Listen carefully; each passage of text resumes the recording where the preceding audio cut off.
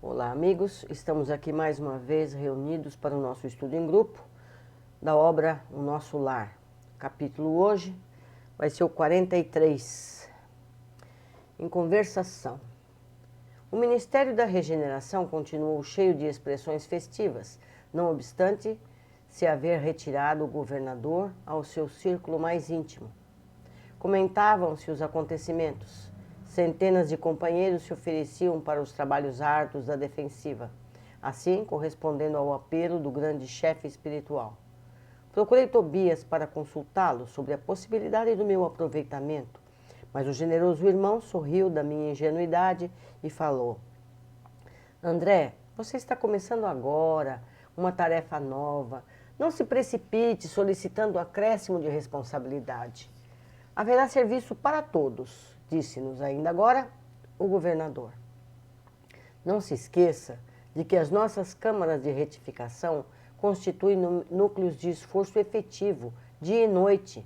Não se aflija, recorde que 30.000 servidores vão ser convocados para vigilância permanente. Destarte, na retaguarda, serão muito grandes e claros a preencher. Identificando o desapontamento, o bondoso companheiro, bem-humorado, acentuou depois de ligeira pausa. Contente-se com a matrícula na escola contra o medo. Creia que isso lhe fará enorme bem. Nesse interim, recebi grande abraço de Lísias, que integrara na festa a deputação do Ministério do Auxílio. Com a licença de Tobias, retirei-me em companhia de Lísias para gozar de palestra mais íntima. Conhece você, indagou ele, o ministro Benvenuto, aqui na Regeneração, o mesmo que chegou anteontem da Polônia. Olhe só, o ministro Benvenuto chegou da Polônia, lá no nosso lar, que se situa no Brasil. Não tive esse prazer. Vamos ao seu encontro, replicou Lísias, envolvendo-me nas vibrações do seu imenso carinho fraterno. Há muito que tenho a honra de incluí-lo no círculo das minhas relações pessoais. Daí a momentos, estávamos no grande recinto verde, consagrado aos trabalhos desse ministro da Regeneração, que eu apenas conhecia de vista. Numerosos grupos de visitantes permutavam ideias sobre a copa das grandes árvores. Lísias conduziu-me ao núcleo maior, onde Benvenuto trocava impressões com diversos amigos. Apresentando-me com generosas palavras, o ministro acolheu-me, cortês, admitindo-me na sua roda com extrema bondade. A conversação continuou nos rumos naturais e notei que se discutia a situação da esfera terrestre.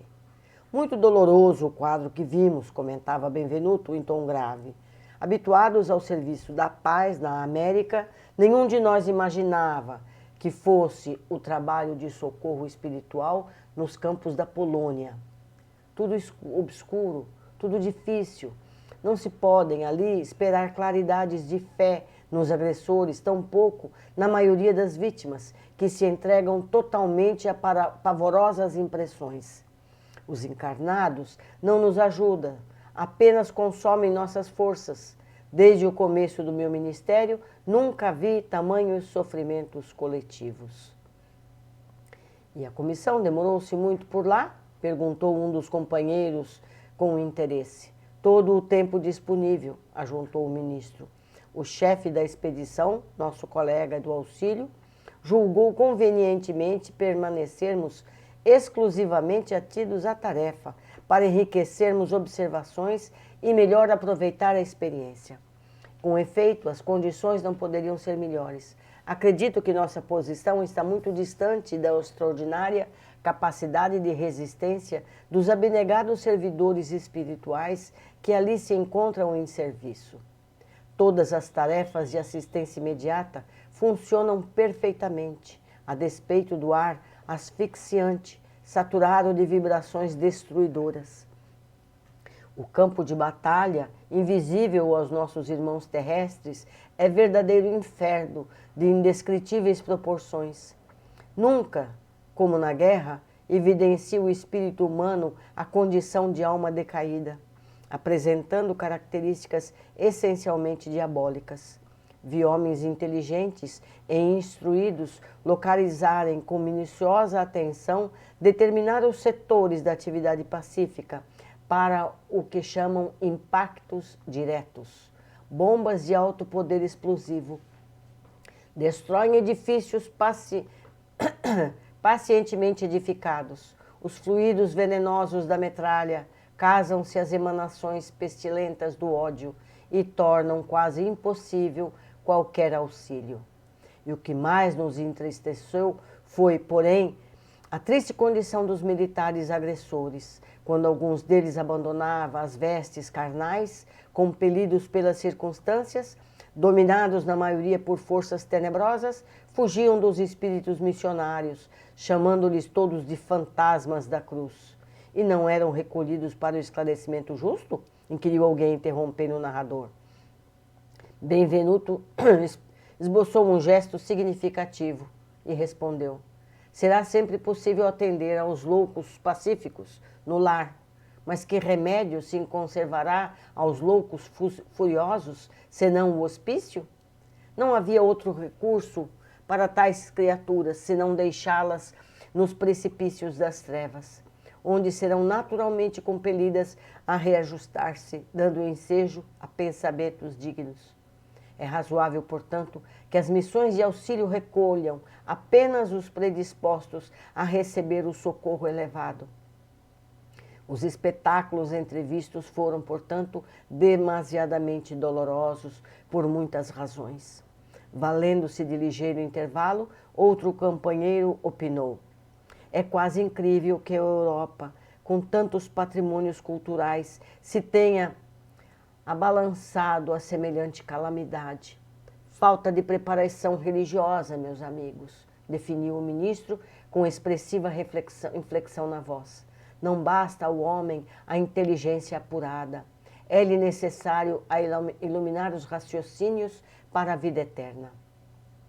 As igrejas são sempre santas em seus fundamentos, e o sacerdócio será sempre divino quando cuide essencialmente da vida e da verdade de Deus. Mas o sacerdócio político jamais atenderá à sede espiritual da civilização. Sem o sopro divino, as personalidades religiosas poderão inspirar respeito e admiração, não, porém, a fé e a confiança. Mas o Espiritismo? Perguntou abruptamente um dos circundantes.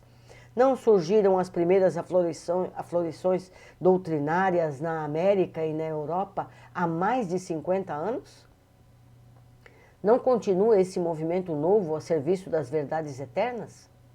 Benvenuto sorriu, esboçou um gesto extremamente significativo e acrescentou: o Espiritismo é a nossa grande esperança e por todos os títulos é o consolador da humanidade encarnada. Mas a nossa marcha é ainda muito lenta. Trata-se de uma dádiva sublime, para a qual a maioria dos homens ainda não possui olhos de ver. Esmagadora porcentagem dos aprendizes novos aproximam-se dessa fonte de vida a copiar antigos vícios religiosos. Querem receber proveitos, mas não se dispõem a dar coisa alguma de si mesmos. Invocam a verdade, mas não caminham ao encontro dela. Enquanto muitos estudiosos reduzem a médiuns a cobaias humanas, numerosos crentes procedem à maneira de certos enfermos, que, embora curados, creem mais na doença do que na saúde, e nunca utilizam os próprios pés, em fim de procurar-se, por lá, os espíritos materializados para os fenomenismos passageiros, ao passo que nós outros vivemos à procura de homens espiritualizados para o trabalho sério. O trocadilho arrancou expressões de bom humor geral, acrescentando o ministro gravemente: nossos serviços são astronômicos. Não esqueçam, porém, que todo homem é semente da divindade. Ataquemos a execução de nossos deveres com esperança e otimismo. Estejamos sempre convictos de que, se bem fizermos a nossa parte, podemos permanecer em paz, porque o Senhor fará o resto. Esse capítulo foi muito profundo, muito cheio de esclarecimentos importantíssimos. Vamos ver o que a gente pode tirar daqui tudo. Então, há uma escola com aulas para combater o medo. Isso é importante, nós precisamos pensar mais nisso. A gente vive sempre focado no medo. A gente foi criado no medo, educado no medo. Precisamos rever esse nosso ponto de vista. O visitante polonês comentou sobre as dificuldades encontradas na Polônia, onde a guerra começou. A população sugava as energias dos benfeitores espirituais e não colaboravam energeticamente. Os pensamentos dos encarnados tornavam a atmosfera asfixiante, saturado de vibrações destruidoras. O campo de batalha invisível aos nossos irmãos terrestres é verdadeiro inferno de indescritíveis proporções. Nós podemos imaginar. Os que morriam se juntavam aos que insuflavam a batalha, fazendo o caos aumentar dia a dia. Quando se referem ao Espiritismo, ele cita a lentidão do processo e que novos adeptos carregam os vícios das religiões anteriores. Querem receber proveitos, mas não se dispõem a dar coisa alguma de si mesmos. Nós precisamos levar em conta esses ensinamentos por curar, sermos mais atenciosos com os nossos estudos, com o nosso aperfeiçoamento. Eu recomendo aqui, se possível, lerem a obra O Segundo Grande Elo. Trata do plano espiritual durante a Segunda Guerra Mundial. É impressionante o que é narrado ali. Possivelmente eu posso ofertar a vocês essa obra. Um abraço a todos, espero encontrá-los nos próximos capítulos. Abraços, abraços.